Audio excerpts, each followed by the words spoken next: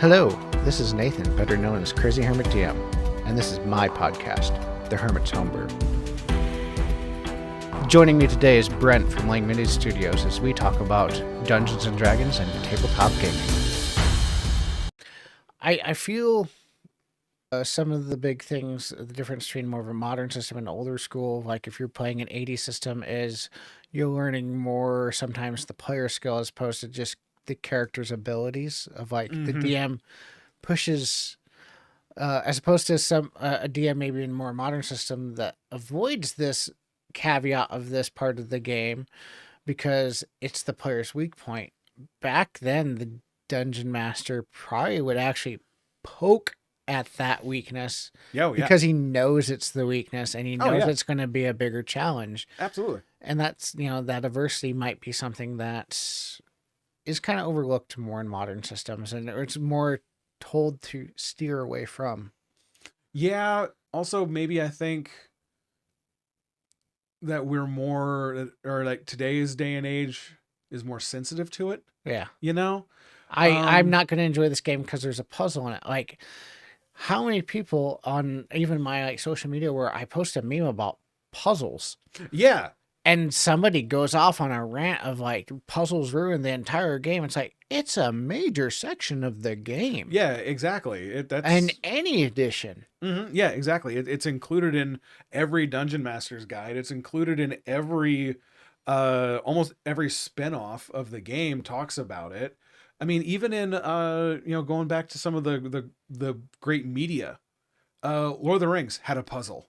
Mm-hmm. Speak friend and enter. Like, oh.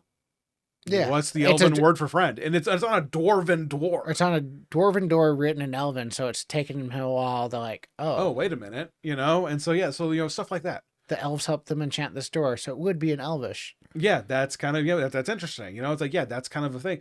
You know what the word is, but now you've got to translate into a different language. So not only are you a person that needs to know Dwarven, you need to know Elven, which, how many people know essentially those three languages? Yes. Very rare. Yeah, Gandalf does, but Gandalf's, Gandalf. An older school approach, and while the DM was not necessarily a storyteller, he was, or she or them was, their actual and OD&D title before Dungeon Master was referee.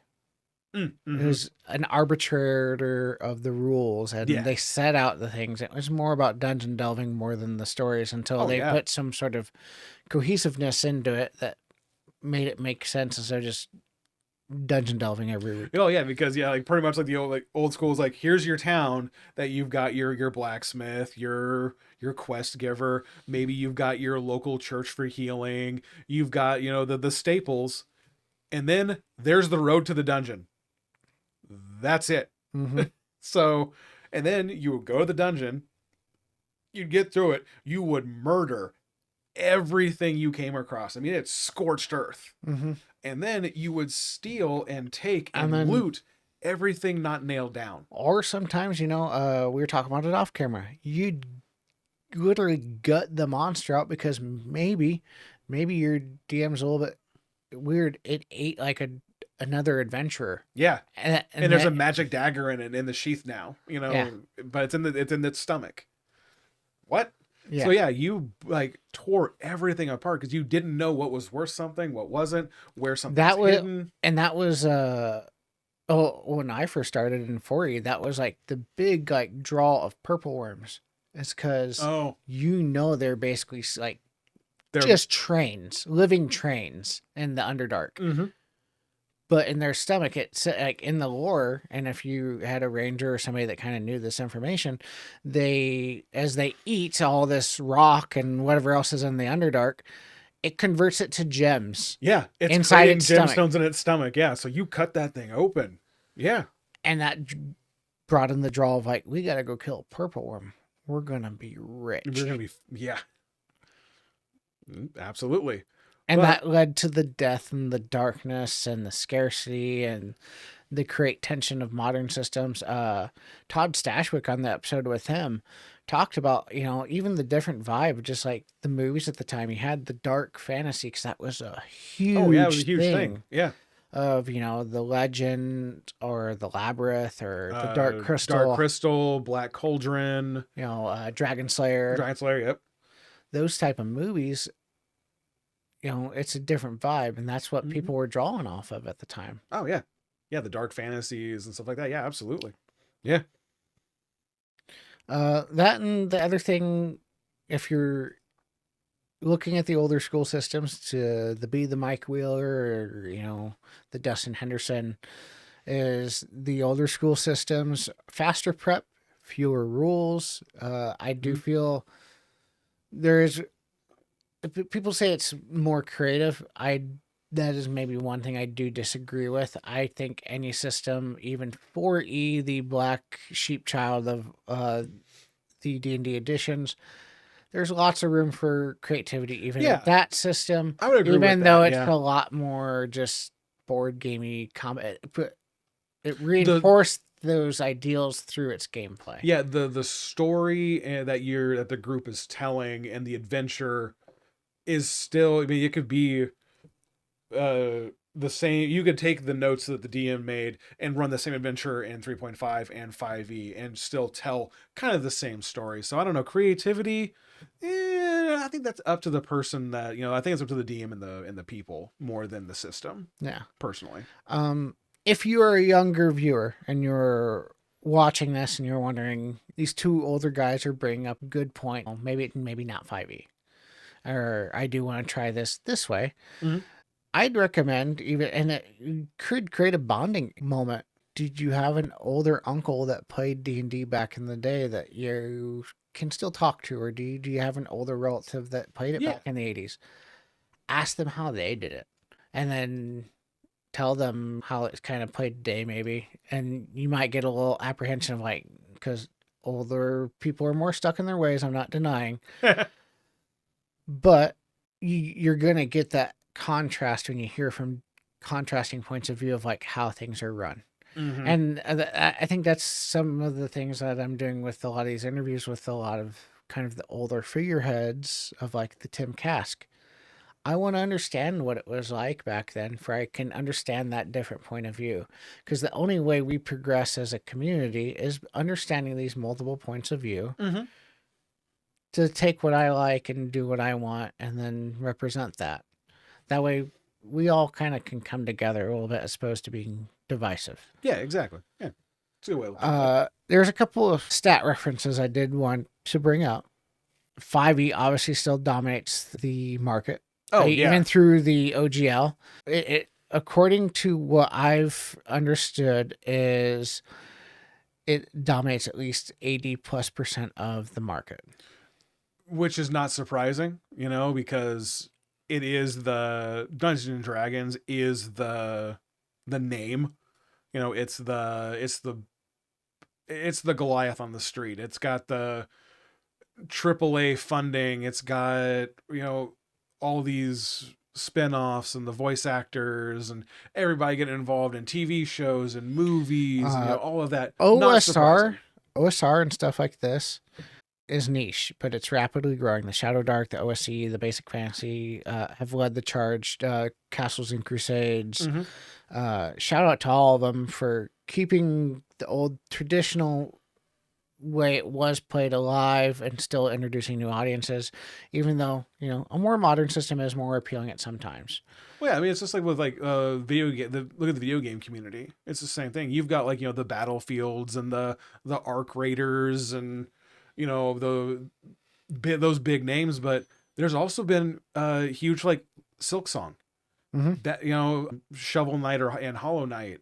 A lot of like indie games have been phenomenal, Mm-hmm. and yeah, it kind of almost came out of nowhere. So the thing I did not print out that I did want to talk about, let's talk about straight Stranger Things.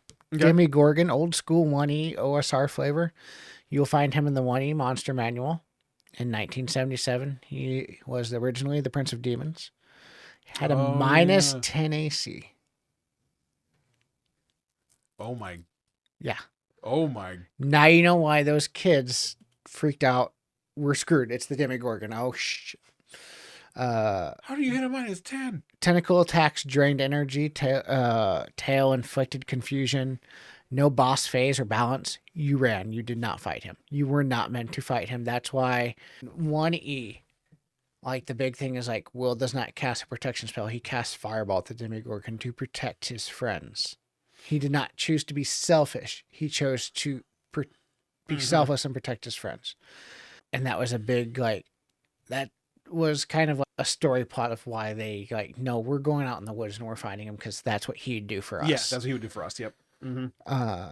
He symbolized chaos, pure horror of the abyss. Artwork looked like a two-headed ape lizard abomination weird thing straight out of a Shadow Dark cover. Yeah. Which call out to Shadow Dark for capturing that old school art. Yeah, absolutely. Was designed to be an unbeatable myth. Was never designed to actually be beaten. And but with a modern 5e, still crazy. CR of 26. He's balanced, but for epic tier play. He appears in Out of the Abyss, as you know. Predictable multi-phase attack pattern, layer actions, legendary saves. Very hard challenge. Yes. All the stuff that people hate to go against. But can actually be killed by a level 20 party rather easily.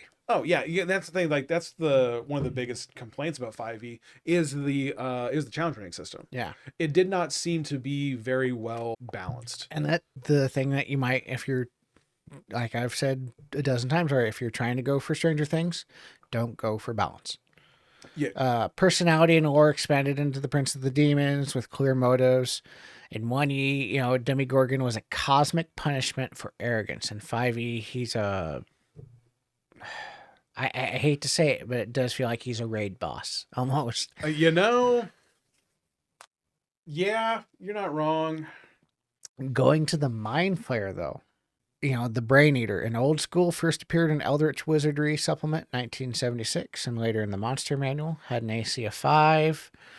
Psychonics were mandatory to fight it. That was... could mind blast up to a 60-foot cone, and that stunned and killed almost instantly because you were stunned. And then no saving throw mercy. One bad roll and you were done.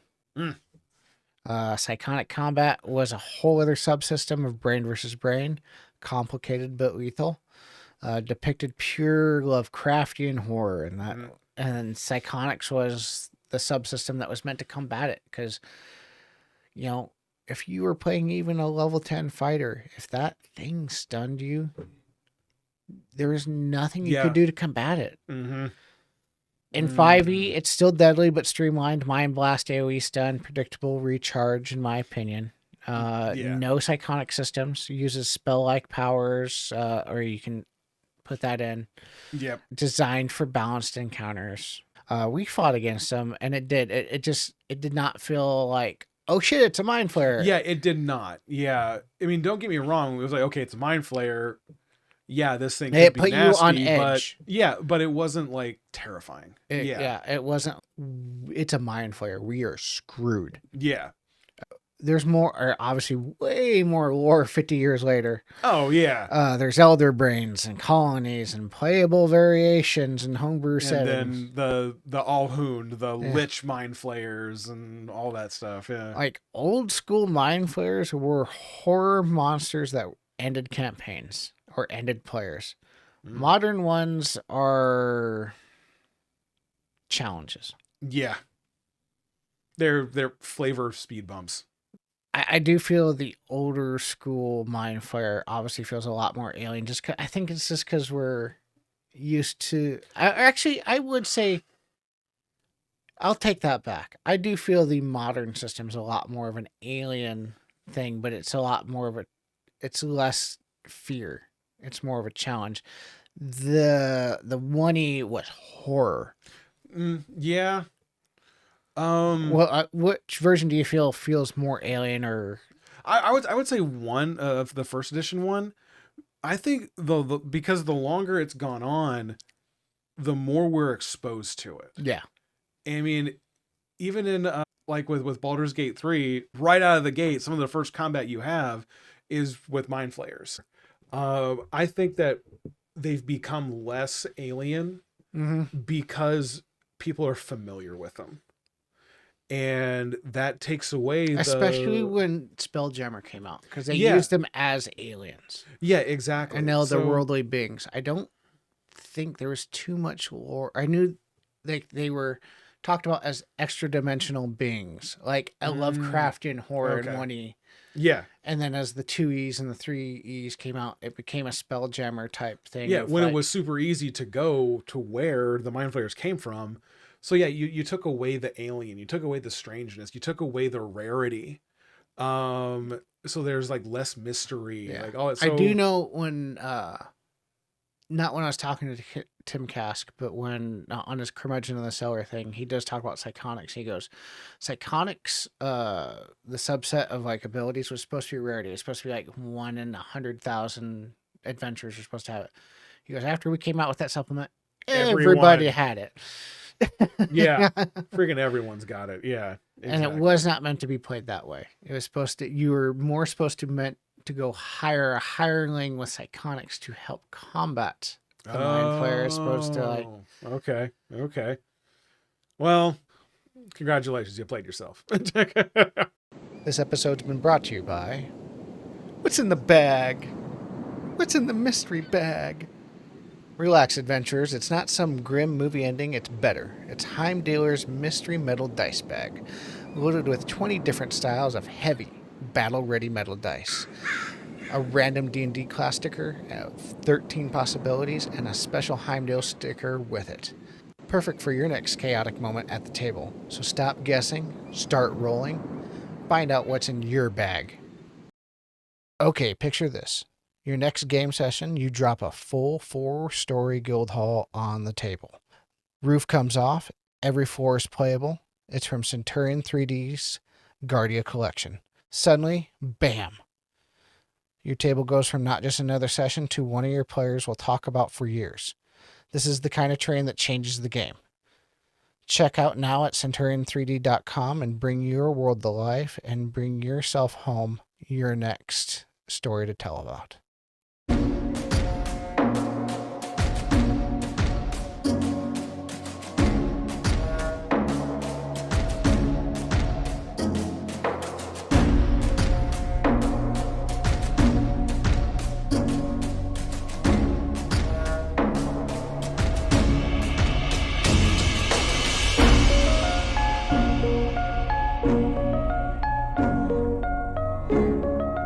Leading up to that, though, I do want to talk about the Big Daddy himself, Vecna, the Whispered One. Old school 1E, 2E roots, and 1E Vecna didn't even have a stat block. It was just myth. Vecna is a acronym for Vance, which is Jack Vance, which is what the magic system is based after. Oh, okay. Okay. You only had his relics. You only had the hand and the eye of Vecna. You did not have Vecna. It wasn't until those older, newer kind of things, like even in 3E, like I think that was a module that they were playing where Vecna appears. Oh, okay. There was not like full godhood yet as well, just whispers of a lich who's had body parts that have survived. He was not the god of, I think in some of the newer editions he's the god of secrets as well, or something even higher. Yeah. Players never fought Vecna. They feared invoking him, almost like a Cthulhu-ish figure of, if you invoked Cthulhu, you were dead. Yeah. His eventual appearance was in actually 2E with Vecna Lives, and it was catastrophic. He killed player characters and NPCs alike. From my research, Vecna Lives came first? Because there's Vecna Lives and then there's Die Vecna Die. Because I have both of them. I have Vecna Lives and Die Vecna Die. But I don't know. I always just assumed that Die Vecna Die came first, and then Vecna Live was the sequel. First, per Google, okay. Vecna's first appearance appeared in the 1976 Dungeons and Dragons supplement Eldritch Wizardry. is a legendary long-destroyed lich mentioned only through his artifacts. Okay. He was created by Brian Bloom, and his story was later expanded in later editions and adventure modules. His first role as an active antagonist was in the adventure in the 1990 module Vecna Lives. 1990. Yeah. Wow. Okay. So Vecna Lives came first. Okay. All right. And then, I think Vecna Die Vecna Die is actually the sequel to it. Oh, okay. Which I do believe one of them, which is interesting, is you play, I think, as the Circle of the Eight, or a very powerful group of wizards, and it's only meant to be, if you're playing it as is, you're supposed to roll your character. Mm-hmm. The dungeon master takes your characters and then hands you these like very high level creature or adventures as a kind of a, I believe it's epilogue is the beginning or something. Oh, okay. And well, there's prologue and epilogue. Yeah, prologue's beginning, epilogue's the okay, end, yeah, prologue. Sorry, I'm brain mush. Oh, you're good. And as a dungeon master, you're supposed to kill all these high level characters to set the precedence of this is Vecna. Oh, wow. And then you have that TPK. It is meant to be a TPK. And then you hand them their characters and start the adventure. Like, all right, so at the end, you're going to fight that guy. So good luck. Good story tone set. Yeah, right out of the rip, just you wipe out people that are like super powerful. So yeah, it was in Vecna Lives in 2E in 1990. Okay. Cool. More modern systems or Critical Role era. Full stat block. He's a CR26, just like the Demogorgon, which I kind of major story villain in Vecna Eve of Ruin, which I'm sorry, unpopular. You love that book. Hot take. I like all the story beats of it. But it is a very poorly written module. Mm-hmm. I like the overall feeling of it, but you're playing level 10 to 20 and your major villain is only 2 pages of it. It's his stat block and like maybe a half page or a page of things. I'm just like, this is so, yeah. Interesting. Maybe only a couple pages, but defined personality, divine portfolio now, cinematic spells and balance. He appears at the end of the first season of Critical Role, or the first campaign of Critical Role as the villain. Yep. I do gotta admit, with Critical Role, I will give Matt Mercer credit for one thing. I give him credit for many things. Yeah, for a lot. But when he cast Meteor Swarm, which is a 9th level spell, and then he casts it again, I think a round or two later, and they're like, whoa. Yeah, wait a minute, back up. Yeah. He's casting a second 9th level spell. It's like, yes, this is Vecna. Yeah. Yeah, he's a lich that is centuries, if not millennia old. So I think that set a good W2EF moment of what the fuck. Yeah, so he's got multiple 9th level spells. Yeah. I don't feel anymore in a modern system, though, that he's no longer a mysterious mythological figure. Because we've been exposed to it. I feel like in terms of comic books, which is a lot of what the more 5e system is, I feel he's a Doctor Doom. Yes. Or that type of like superhero like level villain of an apocalypse. A dark side, an apocalypse. Yeah. You're like, okay, yeah, you run into him and you know they're powerful, but people have beat him. Now, kind of wrapping it towards the final part of this, do you feel, and I've asked multiple people this, I think I've asked you even, do you feel modern D&D sometimes feels too safe? Yes. Just take our last campaign. Yeah. How many times did Gilvickle die? How many times did Merrick die? My character himself. Three times. So it's with death saves, with the reincarnations. How many times did Chase kind of make not a backhanded comment, but a comment of like, it's better to go to 0 hit points than to heal somebody? Yeah. Yeah, I was kind of, wait, what? He's like, oh yeah, combat wise, it's better to let someone go to 0 than it is to waste an action to heal somebody. And I was like, okay, that's weird. From his opinion, I have different, but yeah, I mean, but he made the argument and it made sense. Yes, you know, Because he was like, well, okay, cool. Like, Mechanically, yes. yeah, it's like, why would I could deal damage to kill the thing that we're fighting, and I know that you've got maybe 3 rounds before death is even a worry Yeah. because you've got death saves. Well, if they keep attacking you, well, okay, yeah, that's a different, thing. And I but think that's a scaling problem with 5e and a lot more of the newer DMs. And I didn't even fully realize it until this campaign of like the scaling damage of what it should be hitting at these upper levels oh yeah, of. And he's right. If you're following static 5e and what they should be doing, yeah. But when you're in those final phases and this elder brain is hitting for 80 HP and you have 40 or have this amount of mind, you don't know if it's going to take you to negative enough to actually to just outright kill you. Yeah. To where, okay, now I have an option of do I need to heal or not? Yeah, exactly. So then that can add that certain level of lethality that you're kind of looking for a more older school thing of like ratcheting up the damage. Yeah.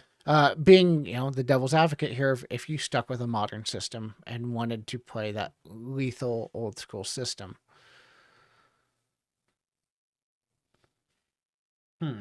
I do not feel. You hear about TPKs and all that, but I do not feel that it's a thing with 5e anymore as opposed to an older. It's not a common thing. It's a very big rarity. It's also you got to go looking for it.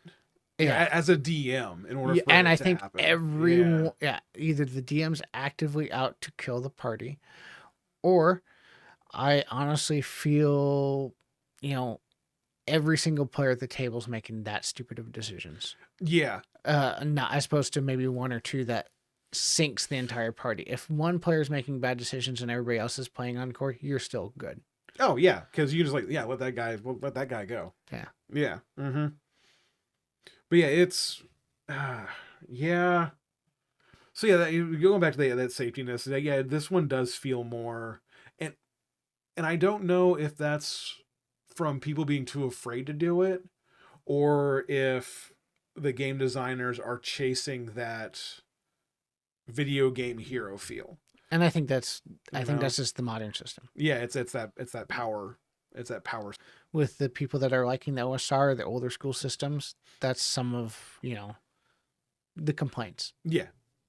Or the cons. There's lots of pros with modern systems. Absolutely, yeah. It is a little bit more cinematic and it's a lot, in that way fun if you're looking for that type of play. Yeah, absolutely. I'm trying to think of what maybe you're trying to really capture this old school feel. What would be the one lesson that like an old school D&D philosophy could even be applied even to a modern system? And I think that's just, as I said, ratcheting up the damage or somehow figuring out how to make it less balanced. Yeah, to where the players, and not on the player's side. Yeah, to where the players actually feel like they're in danger. Yeah. You have, like, if you are playing a 5e and you, if we're playing this devil's advocate here, if you're trying to, if you set out Demogorgon out on the table, the players in a traditional 5e setting, it's like, let's go. Yeah. It isn't like, oh no, we're fighting something that could we're dead. Yeah. Yeah, like they're not fighting Thanos with the Infinity Gauntlet. They're just fighting Thanos without the gauntlet, which, as everyone proved, Thor did one shot him. I think that those two different reactions is what sets apart. Yes. 40 years of gameplay and the systems of we're dead. More as opposed to, all right, let's go. Yeah, there's that excitement and then dread. Yeah, to where going into the boss fight that you created for like the Overseer and everything, I went in and I was telling Tove on the way in to that game, I'm like, Merrick could die right now and not come back.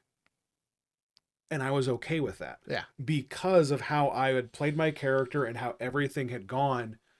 I was fully like, if Merrick dies now and can't come back, I'm in a good place. And he did die. He did. He got freaking disintegrated. Yeah. Yeah. Poof. And he came back from it, And he got wished back. He came back from. I guess that was the fourth death, That- actually. That thing, and he came Yeah, back and he came back. So yeah, it's through a wish spell. Mhm. But I mean, it's a ninth level wish spell. Yeah. So yeah, it is kind of those things to where even then, boss fight, everything. And Yeah. I get, and that's speaking of that, and that's the other thing. You're as a more modern DM, you're gonna have to figure out if you want that older school feel is how to pilfer the resource management off your players, because there's so many players that hoard things and then save them for the right moments. Yeah. You're make going to them have use to it. create Mhm. those multiple moments to make them use it before they're Yeah. ready.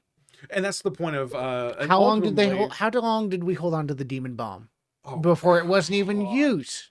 It was not even useful in It was so it didn't even like do anything.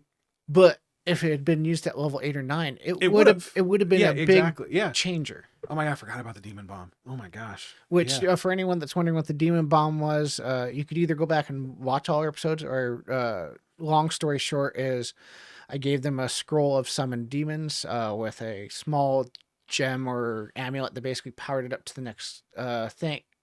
Yeah, the level, next tier, yeah. The Mhm. next tier. And I gave that to them at like mid levels. It's enough Yeah. to, if To where things went bad, this is Yeah. how you get out of it. Yeah, when we got it, I like Chase and I, being the players that we are, realized what it was. And at that point in time, how powerful it could be. Like, oh, we're gonna hoard this until, But it got held on to like until level level 8. 18, 19, and it's like, oh, we're gonna and then yeah, And it summons 6 imps. and they got steamrolled. Like they should have at that power level. So yeah, just kind of use it. But that's the point of the dungeon, of a quote unquote capital D dungeon. It is to weaken the characters, weaken the players to the point that when they get to that boss fight, they don't have the resources anymore. They are running low on spells. You're not supposed to take a long rest in a dungeon. No, and that was I will admit, as a dungeon master of in that final boss battle with the overseer, that final dungeon, it was irritating me that okay, we did have was it the little pocket dimension? Yes. Which allowed you to do that. To do it, yeah. It was irritating that it was an option of players actually thought, oh, we have time to long rest. Yes. While this big final cinematic, it's like cinematic, it's like no, there's things. If we take a long rest now, we lose because there's a big war going on. And we are the only thing that can ensure that what they're doing is worth it. Yeah, to where if we take 6 to 8 hours to go, hey, we're gonna go to sleep, everyone we know is now dead. You know that the reality becomes unwind because there's not all these like Lord of the Rings final battle, you know, cinematic thing.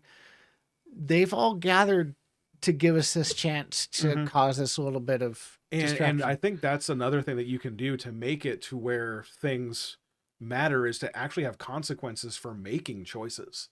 Like, you totally could sit there and I'm go not to saying sleep. outlaw demi-plane from your thing. No, that should be an option. Yeah. But there should be a major drawback if they do. Yes, absolutely. Because like there's no way that we can sit here and go to sleep. Can't happen. No, not happening. But we can go to a demi-plane. We'll be safe. Yeah, you will. Reality won't be. So, but you're stuck in the demi-plane now because there's no reality to come back to. You know? Yeah. So how are you coming back out?